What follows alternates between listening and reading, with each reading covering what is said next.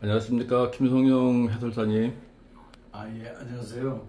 예, 오늘은 이제 금왕리 4.3과 관련된 이제 증언을 듣기 위해서 금왕리 이제 4.3 센터에 왔습니다. 예, 우리 금왕리 4.3에 관련된 내용을 조금 증언해 줄 수 있습니까? 금왕리 이 마을은 사실 한림에서 가장 큰 마을이었어요, 예전에는. 그래서 좀 부유했던 마을이었고, 중산간 마을이지만 공부도 많이 한 사람들이 많았던 그런 마을이었습니다. 근데 여기서 4.3 발생 당시에 153명이 희생됐고, 그 다음에 전체 통틀어서 그 4.3의 과정을 거치면서 300명 이상이 희생자를 낸 곳이 바로 금왕마을입니다.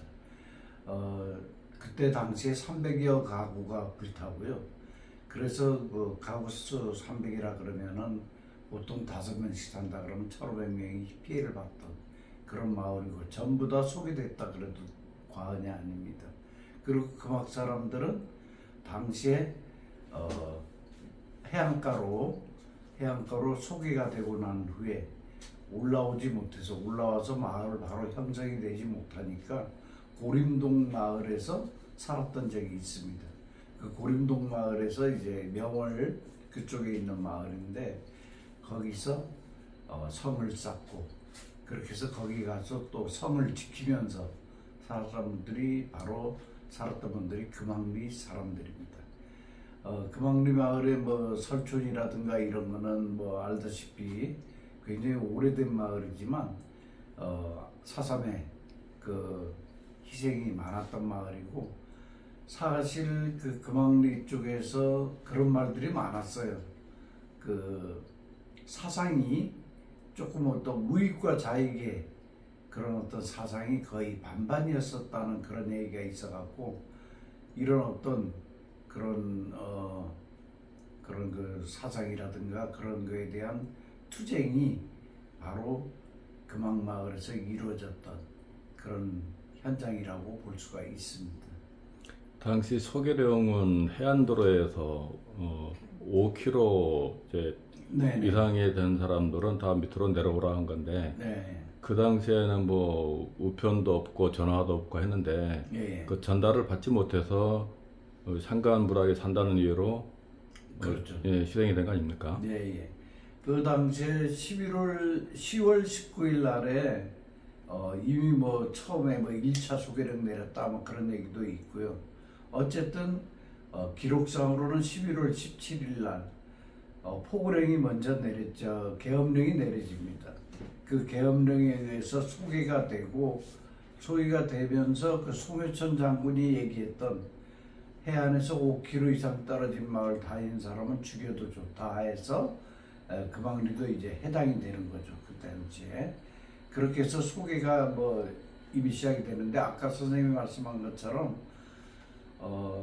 통신 전달이 잘못이라든가 그런 것들이 이제, 아니면 통신 장비의 미비로 인해서 전달을 받지 못한 마을 사람들도 있었을 거라고 보고, 당시에 소령이 내릴 때 사람들이 존재했었으니까, 여기에 금왕리 마을에 그냥 살아 있었으니까 그분들이 쉽게 그렇게 내려갈 수 없었던 뭐 이유는 여러 가지가 있었겠죠.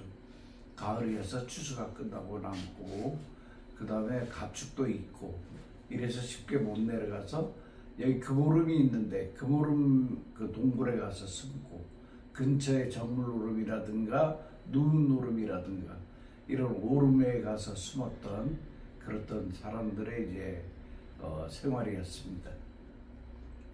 그런데 우리 그 자료에 보면은 여기 이제 38호에 뭐 8명만 이렇게 자료에 이렇게 돼 있더라고요. 저 희생자가. 근데 지금 우리 그 선생님께서 증언하면 300호에다가 한 1,500명 정도가 이제 금왕이 이제 거주를 했다고 하는데, 그다음 희생자가 지금 많이 좀 상이하네요, 보니까요. 희생자 그 153명이라는 얘기하고, 그 다음에 38호라는 얘기는 웃동네에 준해서 얘기한 걸 겁니다. 여기도 이제 자연불황이 여러 개가 있어서 웃동네, 각생이네, 뭐 기타 등등 그런 이제 자연불황들이 여기에 있어갖고 그 중에서 웃동네에서 희생된 사람들을 아마 한 동네 위주로 해서 조사했을 때 그렇게 나오는 거고, 전체적으로는 158명이 죽었는데 여기서 죽은 것보다도 모슬포라든가 아니면은 이제 그다음 한림 지역 이런 데서 끌려가서 죽었던 그랬던 사람들이 포함되어 있는 거는 약 153명 정도라고 봅니다. 소개령을 이제 못 들어서 체포가 되고, 네네. 또 이제 그 6.25 전쟁 터지기 전에 네. 예비 검색을 해서 네. 저 백조 일선 네. 그쪽에서 희생자들도 이제 금왕리 마을 주민이 포함이 된 거라는 거죠. 예, 예.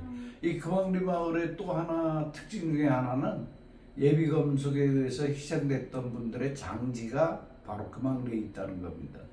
이 금왕리에 가면은 만병리 공동장지라는 데가 있는데, 거기는 그 모슬포 사달 오름에서 희생된 한림 지역 분들만 이제 62명이 그때 돌아가셨는데, 그 중에 46명이 안장돼 있는 곳이 만병리 묘역입니다. 그 예비검색법은 뭐 전부 다 아시겠지만은 그때 끌려갔던 사람들이 예비검색이란 말을 썼지만 굉장히 무고한 사람들이에요.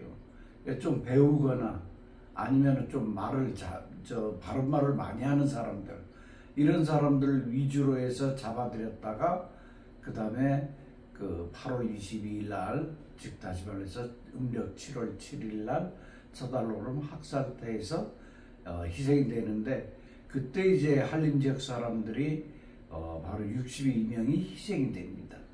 그 희생이 됐던 분들을 56년도에 가서 수습을 해서 그 중에 여기다 안장시킨 분들은 46명이 안장되게 됩니다. 그럼 만병리 묘역에는 네. 여기 한림읍 금왕리 주변에 있는 그 희생자들이 묘역이라는 소리군요. 예, 한림읍 지역의 모든 분들이 희생이 됐고, 기타 뭐 다른 지역 분들도 몇 분 포함이 되어 있습니다. 그래서 한림 지역에 거주지를 주거나 뭐 본적지는 다른데 그렇게 된 분들도 있고, 그래서 46위가 안장되어 있는데 62명이 돌아가셨는데, 시신 수습하는 과정에서 시신을 자기 가족 묘지로 모시고 가겠다 했던 분들은 그 시신을 갖고 가서 가족 묘지에다 안장을 시키니까 남은 분들만 하면은 약 46위 정도 그렇게 안장이 돼 있다, 이런 말씀입니다. 예, 예비금속으로 서달오름에서 학살된 희생자분들이 6년 만에 그 이제 시신을 이제 수습을 할 수 있었지 않습니까? 네네. 그 일본군 이제 그 탄약관에서 이제 폭발을 해서 했는데 6년 동안 군인들이 지키면서 시신을 수습하지 못하게 해서 거기 그렇죠. 이제 뭐 DNA 검사도 안 됐고 그래도 이게 62명의 희생자들을 어떻게 잘 찾았다고 볼 수 있겠네요. 그 62명의 희생자를 한림 지역 사람들을 시신을 모을 수 있는 거는 그 돌아가신 분들의 대정읍 지역에서 돌아가신 분하고, 대정읍에서 끌려갔다가 돌아가신 분하고 한림 지역에서 끌려갔다가 돌아가신 분들의 희생터가 조금 떨어져 있습니다. 그 떨어져 있는데, 대정읍 지역의 사람들이 희생된 곳은 물이 자주 고여 있는 곳이고, 한림 지역 사람들이 있는 곳은 그나마 뽀송뽀송해서 시신이 많이 부패되지가 않았습니다. 그래서 좀 수습하고 그 다음에 사람을 좀 찾아보기에 좀 편했다, 이거는 갖고 있어요. 근데 모슬포 지역 사람들은 당시 돌아가신 그 장소가 습기가 차고 물이 많이 고이는 곳이어서 시신이 전부 부패가 돼서 누군지 몰라서, 누가 누군지도 몰라서 그 백조일손 묘역에다 안장시킬 때는 백할아버지 한자손처럼 그냥 누가 누군지 모르니까 전부 모아서 수습을 했는데, 한림 지역 사람들은 보니까 뭐 이빨, 이 사람이 이빨했다 그러면은 어느 집 자기 애기다, 뭐 이걸 알고 그 다음에 그 시신을 찾아갈 수가 있었던 거죠. 근데 저희가 여기서 해설사를 하다 보니까 어떤 분들이 오셔서 여기 공동장지에 자주 오십니다. 그 희생자분 가족들이 자주 와서 말씀을 하는데, 신도리에서 돌아가신 한 분의 그 희생자의 미망인께서 오셔서 얘기하는데 그때 시신 수습 당시에 있었답니다. 있었는데 얼굴이라든가 이런 형태를 보고 파악을 했대요. 파악을 했는데 뭐 턱이 길었다든가 이렇게 해서 파악을 해서 얼굴은 그렇게 어느 정도 알아봤는데 그 다음에 이제 얘기하는데 그게 왜 그런 말이 나왔나 그러면은 그 할머니가 오셨을 때 할머니도 돌아가시면 희생자분 옆에 비어있는 공간이 있으니까 저기다 그냥 쓰십시오. 뭐 이거를 쓰면은 부부가 함께 있어서 좋을 거 아닙니까? 이랬더니만은 펄쩍 뛰더라고요. 왜요? 그랬더니 얼굴은 그 사람이 맞을지 모르지만 팔다리는 아무거나 뭐 그 사람이 얘기하는데 그 미망인께서 얘기하는데 뭐 아무거나 이런 식으로 해서 얘기를 하더라고요. 그러니까 얼굴이라든가 이런 걸 보고 사람은 구분했지만 팔다리 같은 거는 그 사람 것인지도 아닌지도 모른다. 이런 얘기가 내포되어 있더라고요. 그래서 몸은 다른 사람일 수도 있다. 얼굴은 그 사람일지 몰라도 이런 식으로 하면서 굉장히 그때 당시에 수습 과정에 그런 얘기를 알 수가 있었습니다. 저는. 예. 그리고 여기 금왕리에서 희생 당시에 네네. 그 희생을 어떤 형태로의 그 희생이 되는지 알 수 있겠습니까? 여기서 희생됐던 사람들은 대부분 끌려갔어요.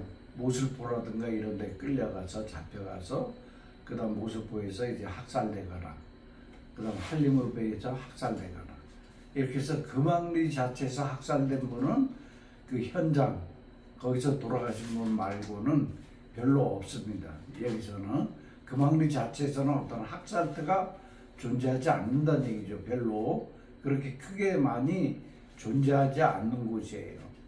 근데 이제 그분들이 금왕리 사람들이 끌려가서 죽었다는 거는 이제 알려진 사실이고 그렇기 때문에 이 금왕리 자체의 어떤 학살터는 그렇게 존재하지 않는다. 어떤 집에서 물론 뭐 집을 태우고 불태우는 과정에서 뭐 죽기도 했지만은 어떻게 집단적으로 학살됐던 그런 곳은 금왕리에는 존재하지 않는다는 얘기입니다.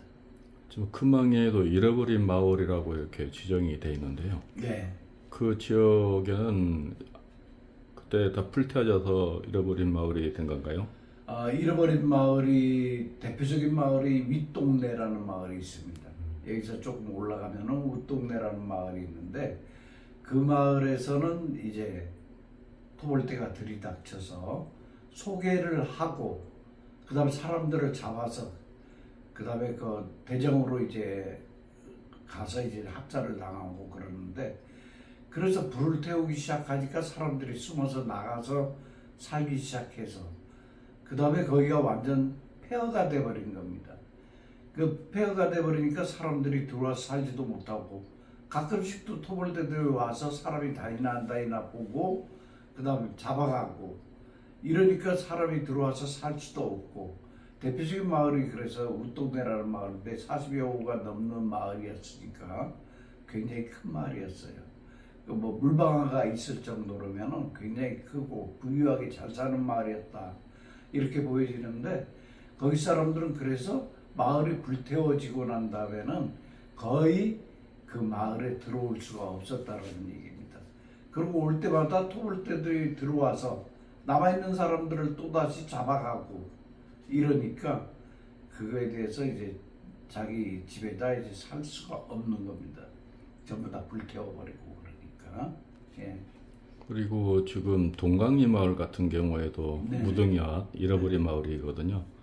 거기에서는 아예 그냥 현장에서 총살시키고 축창으로 찔러 죽이고 네, 또 그렇죠. 저기 살아 있으면 또 집 같은 거 멍석 같은 거 깔아가지고 불태워서 죽이고 그래도 불 속에서 뛰쳐나오면 네. 손발을 묶은 상태에서 뛰쳐나오면 또 축창으로 찌르고 불 속으로 집어넣고 해서 잔인하게 그렇게 학살을 했다고 하는데 그나마 금왕리에는 타 지역으로 끌고 가서 학살을 했기 때문에 예. 그 당시에 그 참상은 네.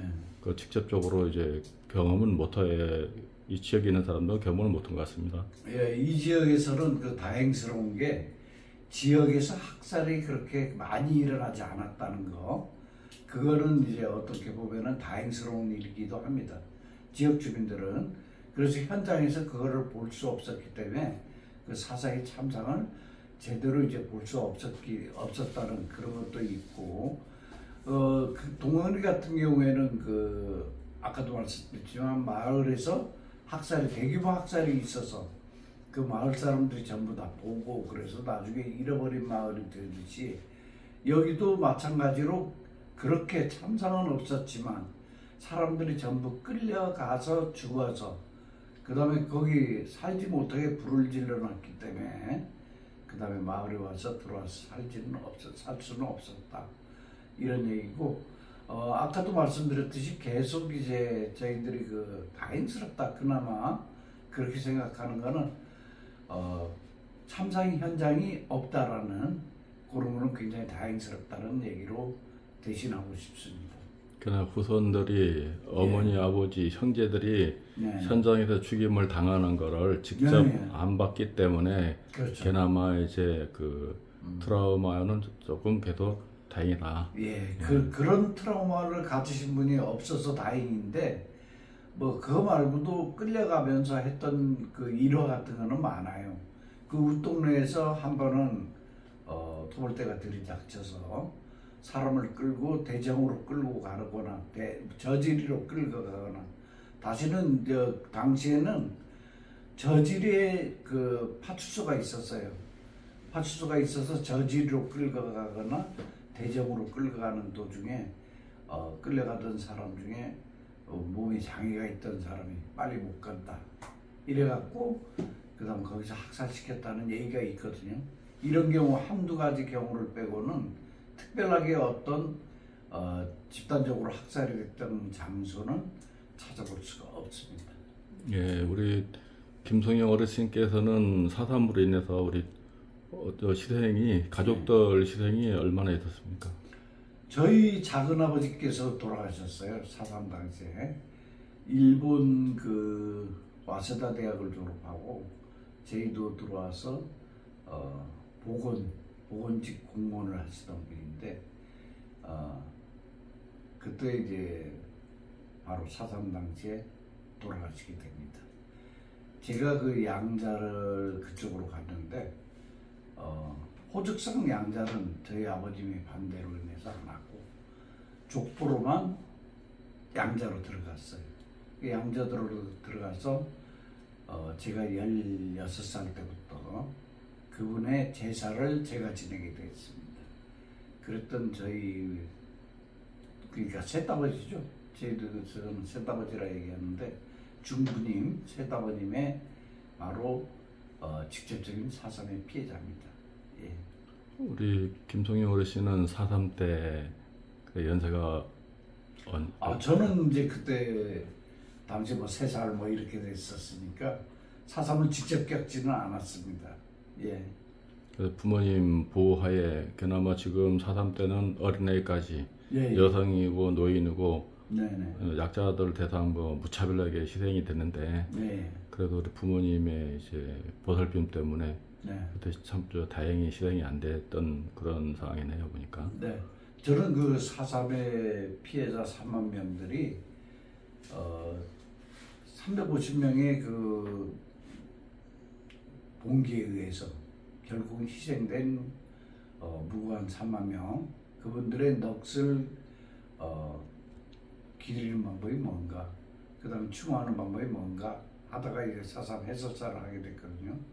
저는 어떤 인권적인 측면에서 그분들의 그 무자비한 죽음, 그 중에서 돌아가신 분 중에 3분의 1에 해당하는 사람들이 어린이, 노약자, 부인이라는 거, 노인, 이런 분들, 그 이념이나 사상도 모르는 사람들이 무고한 희생을 당했다는 데 대해서 많이 이제 생각하고 있습니다. 그러면 우리 어르신께서 제주 4.3과 관련된 바람이나 느낌이 있다면 한 말씀 한번 해보시죠. 저는 지금도 봉사회 활동을 하고 있습니다. 4.3 아카데미 봉사회라고 평화재단에서 4.3 아카데미 교육을 시켰는데 그거를 이수한 분들이 모여서 만든 봉사단체가 4.3 아카데미 봉사회입니다. 그 1900, 그러니까 2011년도부터 바로 그 봉사활동을 했고, 그때 이제 지금이 한 12년, 13년 정도 됐는데, 저희들 봉사활동만 해도 4.3이 많이 알려져 있을 때가 아닙니다. 그때 저희들 그 12년 전에는 봉사활동을 할 때 4.3 유적지라는 데 대한 길 안내라든가 이렇게 안 돼 있어서 저희들은 먼저 4.3을 알려야 되겠다 싶어서 그때 표지판이라든가 리본이라든가 그런 거를 달면서 봉사활동을 먼저 시작했거든요. 근데 지금은 12년 동안 많이 달라졌어요. 4.3에 대한 인식도 달라지고 그렇게 해서 굉장히 큰 보람을 느끼고 있습니다. 저희 봉사회 활동이 그 4.3을 알리고자 하는 것도 있지만 바로 알자는 그런 것도 있습니다. 그래서 그런 목적에 부합하도록 제 봉사활동을 전개하고 있습니다.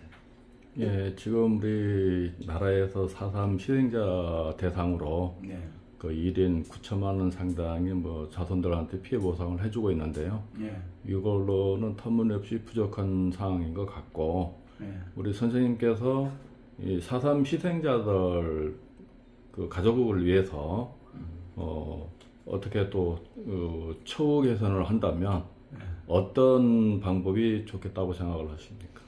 저는 그 사실 4.3 그 피해 보상금이라 해서 그 지급하는 거에 대해서도 조금 많이 그 개인적으로 주는 데 대해서 그거는 조금 우려를 하고 있는 게 가족 간의 어떤 불화라든가 이런 걸 유발하지 않을까 하는 우려도 있습니다. 그래서 뭐 트라우마 센터라든가 아니면 복지단체 이거를 만들어서 그다음 거기서 그 바로 그 돈을 활용했으면 하는 그런 바람입니다. 예, 그 가족들한테 이제 후손들 그 개개인한테 이렇게 분배를 하는 게 네. 선생님 말씀대로 이제 가족 간의 불화가 있을 수도 있고, 네네. 그런데 요거를 일단 희생자의 넋을 기리는 네. 그 뭐 위령제나 뭐 네. 그 지역의 위령탑을 설치를 해서 그분들의 희생을 기리고 예, 예. 또 바른 역사를 알리는 길이 그게 대안의 방법이다 생각하시는 거군요. 저희 금왕리 마을 같은 경우도 지금 뭐 희생자 선물을 따진다면 300여 명이 넘고 그러니까 위령재단 사실 없어요. 금왕 마을에는. 다른 마을마다 전부 다 그 위령재단 같은 게 있는데 저희 마을에는 금왕 마을에는 바로 위령재단이 없기 때문에 위령재단을 만들려고 노력하고 있습니다. 이런 거를 빨리 주수관 시일 내에 만들어서 그 희생자들의 유족들이 단합할 수 있고 그 다음에 그 영령을 기릴 수 있는 공간을 마련해 주는 것 그것도 굉장히 필요하다 이런 생각이 듭니다. 지금 보상금 관련해서 보니까 그 자손들이 네. 할머니 할아버지 희생된 것도 모르고 네. 가만히 있다가 할머니가 누군지 모르는데 네. 그 도에서나 어디 뭐 행정에서 네. 그걸 이제 가족을 찾아가지고 한꺼번에 전혀 없으니까 그 후손한테 9천만 원이 이제 네. 돈이 생기니까 네. 그 돈 쓰기가 이거 뭐 돈 쓰기가 좋다 해서 막 그냥 쓰고 있는 그런 네. 사람도 있더라고요. 네. 근데 그 사실상 후손이라고 해도 그 이제 조상의 그 희생을 기리지도 못하고 내용을 모르는 사람이 보상금을 받는다는 것은 조금 그렇지 않은 생각이 듭니다. 어르신 말씀이 맞는 것 같고요. 예, 어쨌든 간에 우리 어르신께서 금왕리 4.3길에 대해서 이곳에 찾는 그런 이제 탐방객들을 대상으로 제주의 아픈 역사 4.3을 정확히 알리고 뭐 바로 배울 수 있게끔 그런 길을 꾸준히 해주시면 감사하겠습니다. 감사합니다. 예. 저희들 그 4.3을 알리고 특히 이제 저희들 그 신경 많이 쓰는 부분이 조금 바로 알자 이쪽으로 저희가 이제 그 사실 현실을 바로 알아서 그다음에 그 요즘도 그렇지만은 그 4.3에 대한 그 정명이라든가 이런 게 아직도 정해 있지 않고, 그래서 4.3에 대한 게 바로 서고, 그다음 바로 알려주고, 바로 서고 이러기를 기대합니다. 저도. 예. 예. 감사합니다. 예. 예, 오늘 장 시간 고마웠습니다. 오늘 예. 수고하셨습니다. 고맙습니다. 예.